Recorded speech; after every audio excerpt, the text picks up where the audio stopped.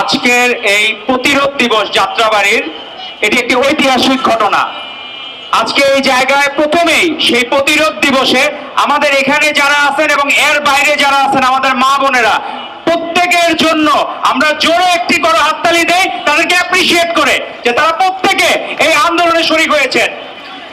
এই যাত্রাবাড়ি দুইটা ঘটনার সাথে তুলনা করা যায়।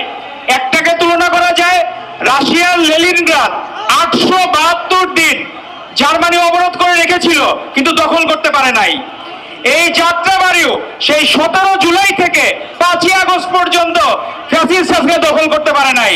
আরেকটা ঘটনা আছে, আমাদের বিএনপির যে কেন্দ্রীয় কার্যালয় আপনারা দেখেন, সেখানে আজকের অনুষ্ঠানের প্রধান অতিথি বিএনপির সিনিয়র যুগ্ম মহাসচিব রুহুল কবির রিজভী আহমেদ, উনি আমাদের আপসহীন দেশনেত্রী বেগম খালেদা জিয়া আর বর্তমান প্রধানমন্ত্রী জনাব তারেক রহমানের দিক নির্দেশনা অনুযায়ী উনি সেখানে 787 দিন অবস্থান করেছেন এবং ফ্যাসিস্ট হায়না হাসিনার রক্তচক্ষুকে উপেক্ষা করে সেই বিএনপির পাদপ্রদীপ চালিয়ে রেখেছিলেন এবং উনি এক মুহূর্তের জন্য আপোষ করেন নাই।